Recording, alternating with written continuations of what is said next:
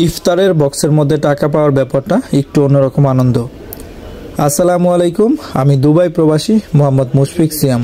আপনারা যারা আরব দেশে থাকেন তারা হয়তো এই ব্যাপারটা সম্পর্কে জানেন যে রমজান মাস আসলে এরকম ইফতার চলে আসে গভর্নমেন্ট থেকে, বিভিন্ন কোম্পানির অনুদান থেকে, এবং দুবাই চ্যারিটিস বলেন কিংবা সৌদি আরব যারা আছেন, যেই গভর্নমেন্ট সংস্থা আছে সেখান থেকে কিন্তু এরকম ইফতার চলে আসে। ফাঁকা মাঠ কিংবা মসজিদের মাঠগুলোতে এরকম ইফতারের ব্যবস্থা করা হয়। এখানে হিন্দু মুসলিম সব ধরনের লোকই কিন্তু মোটামুটিভাবে অ্যাটেন্ড করে এবং খাবার খায়। এই ইফতার বক্সে টাকা পাওয়ার ব্যাপারটা হচ্ছে একটু অন্যরকম। অনেক সময় দেখা যায় রমজান মাসের শুরুতে কিংবা রমজানের শেষের দিকে এরকম ইফতার বক্স আসে, সেগুলোর ভিতরে টাকা থাকে।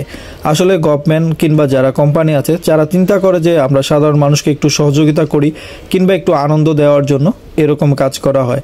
আমি এটাকে অনেক ভালো উদ্যোগ বলে মনে করি যারা এরকম কাজ করেন। আলহামদুলিল্লাহ, যারা বাইরে কান্ট্রিতে আছেন তারা তো এইভাবে ইফতার করেন, পরিবার ছাড়া অনেকেই ইফতার করেন এইভাবেই।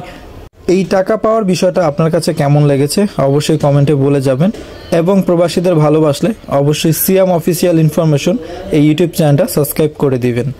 ধন্যবাদ সবাইকে। রমজানুল মোবারক। আল্লাহ হাফেজ।